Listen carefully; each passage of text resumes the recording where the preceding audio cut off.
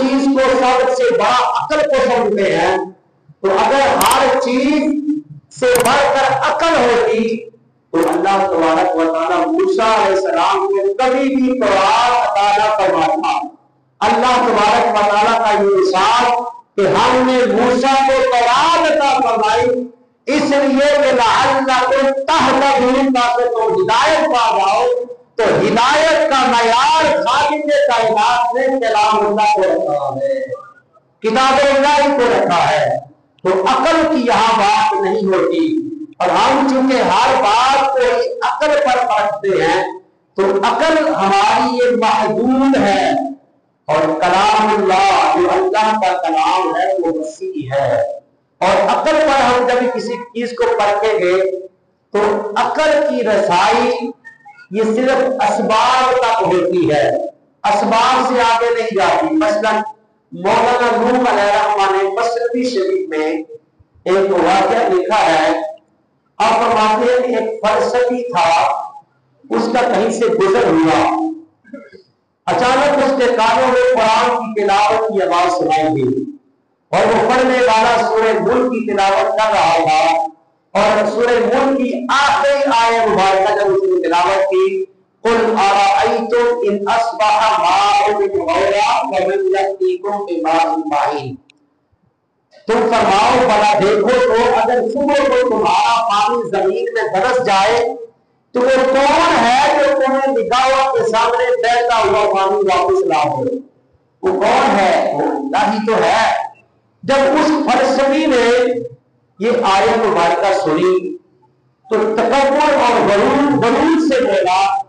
کہنے لگا یہ کون سی مشکل بات ہے، اگر اللہ پاک پانی کو زمین میں دھسا دے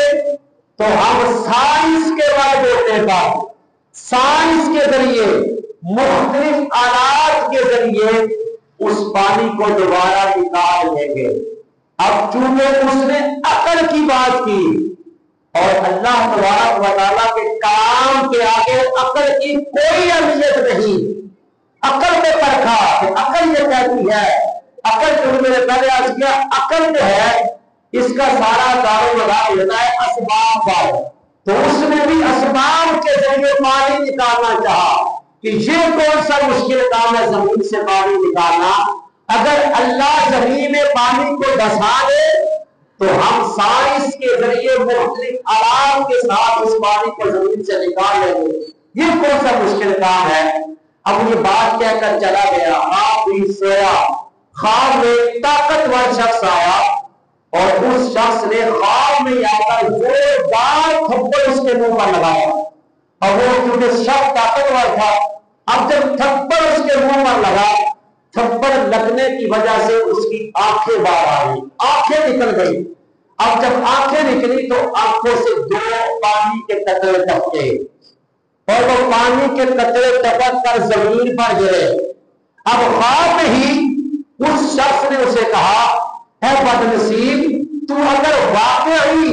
اسباب کے ذریعے، آلات کے ذریعے، فوڑے کے ساتھ، دیگر آلات کے ساتھ، سائنسی آلات کے ذریعے اگر اللہ کی مدد کے بغیر زمین سے پانی نکال سکتا ہے، ارے باقی پانی تو بڑے دور کی بات ہے،